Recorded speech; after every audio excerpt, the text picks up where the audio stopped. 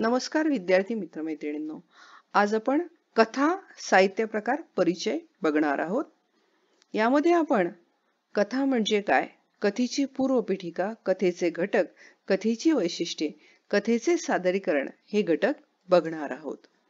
आता कथा म्हणजे काय, तर कथा या शब्दाचा शब्दशः अर्थ गोष्ट, कहाणी, हकीकत, वर्णन असा आहे.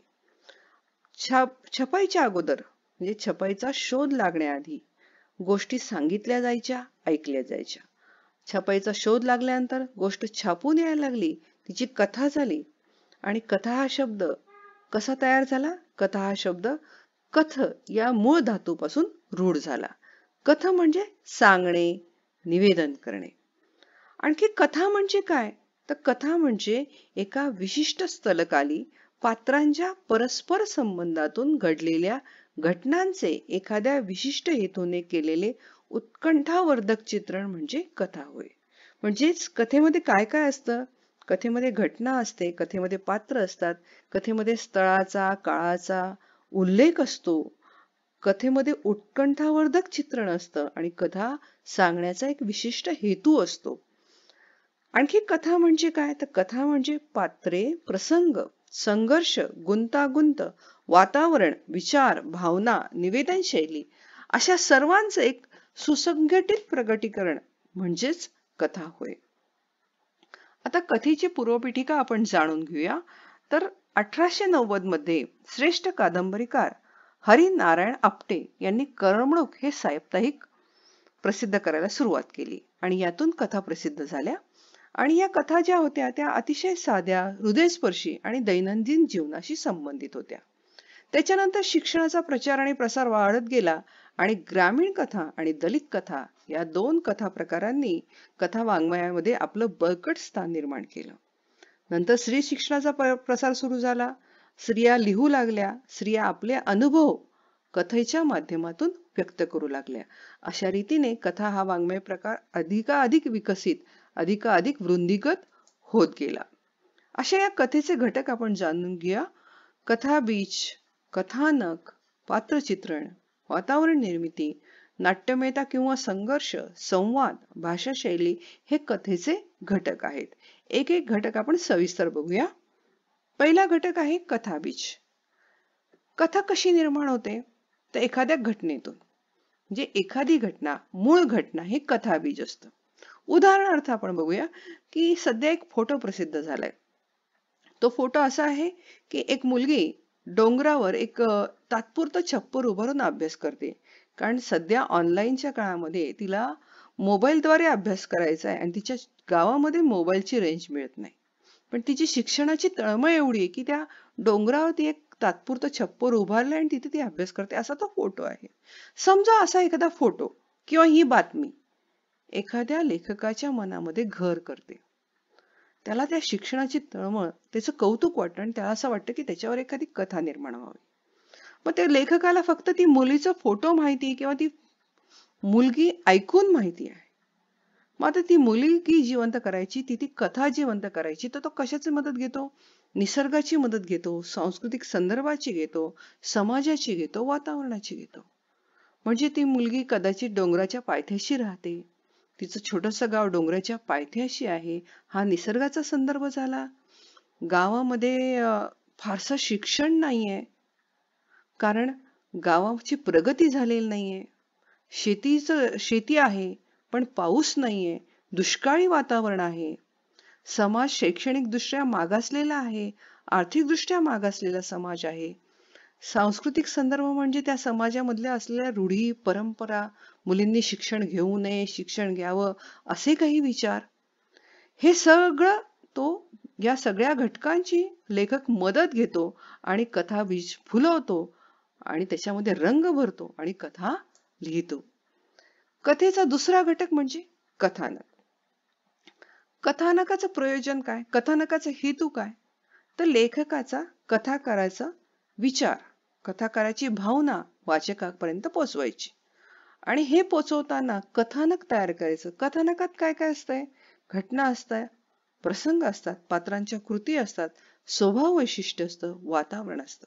मग आजच त्या मुलीचं उदाहरण घेऊया ना, की एक घटना की ती मुलगी डोंगरावर जाऊन अभ्यास करते आहे, तिची शिक्षणाची तळमळ, मग तिच्या जीवनात घडणारे प्रसंग, तिची जिद्द का निर्माण झाली ते प्रसंग, मग तिच्या भोवताली असणारी माणसं, ती स्वतः, तिचा स्वभाव, तिच्या आजूबाजूची असणारी माणसं, त्यांच्या कृती, त्यांचे स्वभाव आणि तिच्या बाजूला असणारं वातावरण, हे सगळं मिळून काय घडतं, कथेचं कथानक घडतं. तिसरा महत्वाचा मुद्दा म्हणजे पात्रचित्रण. जरी कथा एखाद्या कथानकातून घडत असली तरी सुद्धा घटना कशामुळे घडते? कथा घडते घटनांमधून, आणि घटना कशातून घडते तर पात्रांमधून, पात्रांच्या परस्पर संबंधातून. मग ही पात्र जिवंत करताना लेखक काय काय करतो? लेखक त्या पात्राचं जिवंत चित्रण करताना त्या पात्राची शब्दरूप प्रतिमा आपल्या समोर उभी करतो. मग त्याच्यासाठी कशा कशाची मदत घेतो? वृत्ती, कृती, उक्ती, विचार, कल्पना, भावना, संवेदना, जीवन पद्धती, जीवनदृष्टी या सर्व अंगांनी ते पात्र तो उभं करतो.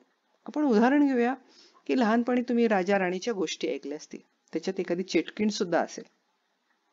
मग चेटकिणीचं वर्णन करताना लेखक तिचं शरीराचं वर्णन करतोच, ती दिसते कशी याचं वर्णन करतोच, पण हे करता करता तो तिची बोलण्याची पद्धत, तिची विचार करण्याची पद्धत, ती बोलताना कशाविषयी सांगते आहे, तिची जीवन पद्धती, हे सगळं सगळं मांडतो आणि मग ती भयानक चेटकीण आपल्या डोळ्यासमोर उभी राहायला लागते. असं घडतं ते पात्रचित्रण. पुढचा घटक आहे कथेतील वातावरण निर्मिती. ही सुद्धा कथेच्या दृष्टीने प्रचंड आवश्यक असते. माणसं असतात कथेमध्ये, माणसं असतात, कथानक असतं, पण हे घडत असताना त्या माणसांच्या स्वभावावर, कृतीवर, वातावरणाचा परिणाम होत असतो. उदाहरणार्थ सामाजिक वातावरण. कुठला समाज आहे कथेमध्ये? शहरी समाज आहे, ग्रामीण समाज आहे, शेती करणारा समाज आहे, पुढारलेला आहे, मागासलेला आहे, ते सामाजिक वातावरण. भौगोलिक वातावरणामध्ये मग कथा कुठे घडते आहे? वाळवंटात घडते की बर्फाळ प्रदेशात घडते आहे की नदीकाठचा सुजलाम सुफलाम असा प्रदेश आहे? सांस्कृतिक वातावरणात काय येतं की कुठली संस्कृती आहे? संस्कृती म्हणजे काय? जगण्याची पद्धत. प्रत्येक समाजाची स्वतंत्र अशी जगण्याची पद्धत असते. मग त्याच्यामध्ये रूढी, परंपरा, नीती मान्यता वगैरे या सगळ्या गोष्टी येतात. हे वातावरण. नंतर राजकीय वातावरण. कथा कुठल्या वातावरणात घडली आहे? लोकशाही वातावरण आहे, हुकुमशाही वातावरणात घडते आहे की युद्धकालीन परिस्थिती आहे? अशा रीतीने या घटकांच्या आधारे वातावरण निर्मिती केली जाते. आता सर्वात महत्वाचं म्हणजे कथेमध्ये नाट्यमयता किंवा संघर्ष असलाच पाहिजे. कथेमध्ये कथानक आहे, घटना आहे, पण संघर्षाशिवाय कथेचा उत्कर्ष बिंदू साधला जात नाही. प्रामुख्याने चांगलं आणि वाईट या दोघांमधला संघर्ष कथेमध्ये असतो. अगदी रामायणासारखं महाकाव्य बघा, राम आणि रावण या दोन प्रवृत्तीमधले जो संघर्ष आहे तो त्या रामायणाचा उत्कर्ष बिंदू आहे. चांगलं आणि वाईट याच्यातला संघर्ष कथेमध्ये दाखवलेला असतो. बरेचदा चांगलं वाईट जरी हा संघर्ष जरी असला तरी सुद्धा कधी कधी दोन चांगल्यातला संघर्ष सुद्धा कथेमध्ये दिसत असतो. आणखी कथेचा सर्वात महत्वाचा घटक म्हणजे संवाद. म्हणजे संवादांमुळे कथा आकर्षक होते. आता संवाद कसे असावेत? चटपटीत असावेत, आकर्षक असावेत, वाचकाच्या भावविश्वाला स्पर्श करणारे असावेत, वाचकाच्या भावनेला हात घालणारे असावेत, त्याचबरोबर कथानकाला प्रभावी ठेवणारे, म्हणजे एका संवादातून दुसऱ्या संवादाकडे जाता जाता कथा सुद्धा पुढे सरकत जावी. आणखी संवाद कसे असावेत? पात्रांच्या स्वभाव धर्मानुसार. कुठलं पात्र कसं बोलेल याचा विचार करून संवाद लिहिले जावे. खेड्यातलं पात्र आहे, मग ते कोणती भाषा वापरेल? खेड कुठलं आहे? महाराष्ट्रातल्या कुठल्या कोपऱ्यातलं आहे? त्यानुसार ते भाषा वापरणार आहे. तसंच परिस्थितीजन्य घटकानुसार कुठल्या परिस्थितीत आहे ते? पात्राला मनस्ताप झालाय, पात्र आनंदी आहे, पात्र ऐतिहासिक काळातलं आहे, पात्र पुराण काळातलं आहे, त्याप्रमाणे त्याची भाषा, त्याचा संवाद बदलेल. संवादामध्ये लय असावी, आंतरिक संगती असावी. लय बघा तुम्ही लहानपणी गोष्ट ऐकली असेल, म्हातारीची गोष्ट. लेकीकडे जाईन, तूप रोटी खाईन आणि जाडीजुडी होईन, मग तू मला खा. चल रे भोपळ्या टुणूक टुणूक. ही जी लय आहे, ही सुद्धा कथेला आकर्षकत्व प्रदान करते आणि लोक ती गोष्ट आवर्जून ऐकतात. आठवणीने ती लक्षात ठेवतात, ते संवाद लक्षात राहतात. आणखी संवाद काय करतात? रसनिर्मिती करतात. रसनिर्मिती 9 रस आहेत.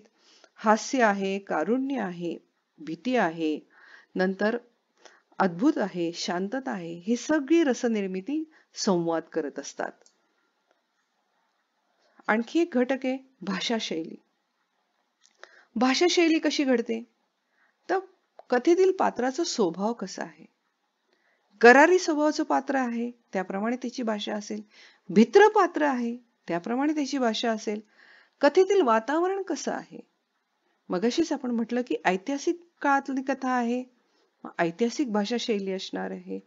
पुराण काळातली भाषा असेल, आधुनिक काळातला आहे, खूप शिक्षणाचा परिसरातल्या भाषा आहे, खेड्यातली भाषा आहे, बोली भाषा आहे, प्रमाण भाषा आहे. त्याप्रमाणे कथेतील वातावरणानुसार भाषा घडेल. आणखी भाषा कशी घडते? तर कथाकाराचा दृष्टिकोन. लेखकाचा फार मोठा प्रभाव कथेवर असतो. त्याने अनुभव कसा घेतला, त्याचे अनुभव घेण्याची पद्धत, त्याचा दृष्टिकोन, ही सुद्धा भाषा शैली घडवत असते. आणखी काय घटक असतात कथेचे महत्वाचे? तर कथेचा प्रारंभ, मध्य आणि शेवट. कथेचा प्रारंभ उत्कंठावर्धक आहे का? कथेचा शेवट समर्पक आहे का? हे सुद्धा महत्वाचे आहे. आणि कथेचं शीर्षक जर आकर्षून घेणारं असेल, वेगळं असेल, वैविध्यपूर्ण असेल, तर कथा वाचनीय अशी वाटू शकते आणि कथेकडे वाचक आकर्षित होऊ शकतात. आता कथेची वैशिष्ट्य बघूया. कथेची वैशिष्ट्य कोणकोणती आहेत? पहिला भाग, तर कथेचं सर्वात मोठं वैशिष्ट्य म्हणजे मनोरंजन. सुरुवातीला गोष्ट कशासाठी सांगितली गेली? तर मनोरंजन करण्यासाठी. आणि आजही गोष्टी मनोरंजन करण्यासाठी सांगितल्या जातात. आजही कथा अगदी आवडीने ऐकल्या जातात. अगदी वर्गात सुद्धा तुम्हाला जर शिक्षक म्हटले की आज मी गोष्ट सांगणार आहे, तर तुम्ही नकळत पुढे सरसावून बसतात. तर मनोरंजन हे कथेचं सर्वात महत्वाचं वैशिष्ट्य आहे. दुसरं वैशिष्ट्य, सुसंस्कार. कथेने संस्कार घडवता येतात. उदाहरणार्थ इसाप नीतीतल्या गोष्टी, पंचतंत्रातल्या गोष्टी आठवून पहा. या गोष्टी आपल्यावर सुसंस्कार घडवतात. त्या प्रेरणा देतात, स्फूर्ती देतात, ज्ञान देतात. मानवता, सत्य, समता, न्याय, स्वातंत्र्य अशी अनेक मूल्य रुजवण्याचं काम कथा करतात. नंतर कथा वाचकाची उत्कंठा वाढवते, उत्सुकता वाढवते. पुढे काय होणार आहे, ही विलक्षण उत्कंठा कथा आपण त्या उत्कंठेसाठी, त्या उत्सुकतेसाठी ऐकत असतो. आणि जीवनाचा वेध घेते कथा. कथा फक्त राजाचीच असते का? नाही. कथा रस्त्यावरच्या भिकाऱ्याची सुद्धा असते. कथा सामान्य माणसाची असते. कथा गरिबाची असते, कथा श्रीमंताची असते. स्त्री पुरुष कोणाचीही कथा असू शकते. जीवनाचा वेध घेते. आणखी कथा एककेंद्री असते. एककेंद्री असते म्हणजे काय? की कथा लहान असते. तिच्यातला प्रसंग, पात्र, वातावरण मर्यादित असतं आणि त्यामुळे कथा एककेंद्री असते. कथा नेहमी भूतकाळात लिहिली जाते. कथेची लेखन शैली जी असते ती भूतकालीन असते. एक राजा होता, एक राणी होती, एक आटपाट नगर होतं हे काय व्यक्त करते? भूतकाळ व्यक्त करते. आणि सर्वात महत्वाचं वैशिष्ट्य म्हणजे कथेची श्रवणीयता. तिच्यामुळे कथेचं सादरीकरण करता येतं, कथेचं कथन करता येतं, कथा सादर करता येते.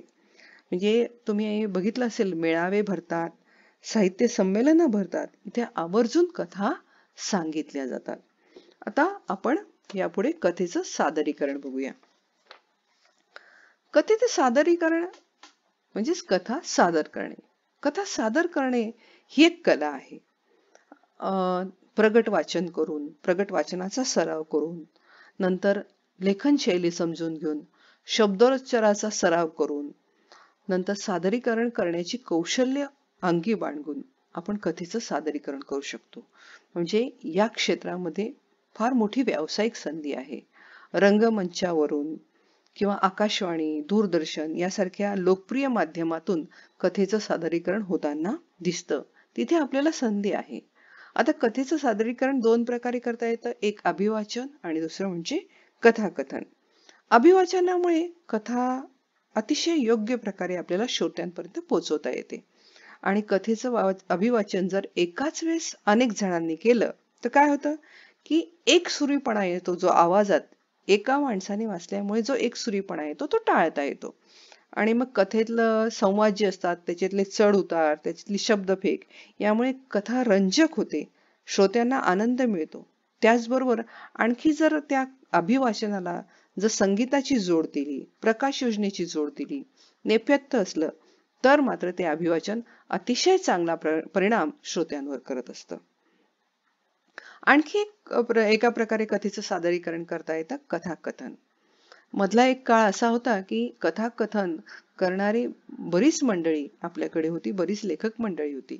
आता कथाकथन करण्यासाठी भाषेच्या ज्ञानाबरोबर महत्वाची गोष्ट काय आहे तर वाचिक अभिनय, की तुमच्या आवाजामधून त्या पात्राचं हुबेहूब प्रतिमा श्रोत्यांसमोर तुम्हाला उभी करता आली पाहिजे. ते पात्र श्रोत्यांना तुमच्या वाचनातून, तुमच्या सांगण्यामधून दिसलं पाहिजे. आणि हे करत असताना पात्रांना जिवंत करायचे, त्याचबरोबर श्रोत्यांशी संवाद साधायचा आहे, श्रोत्यांनाही प्रतिसाद द्यायला भाग पाडायचे.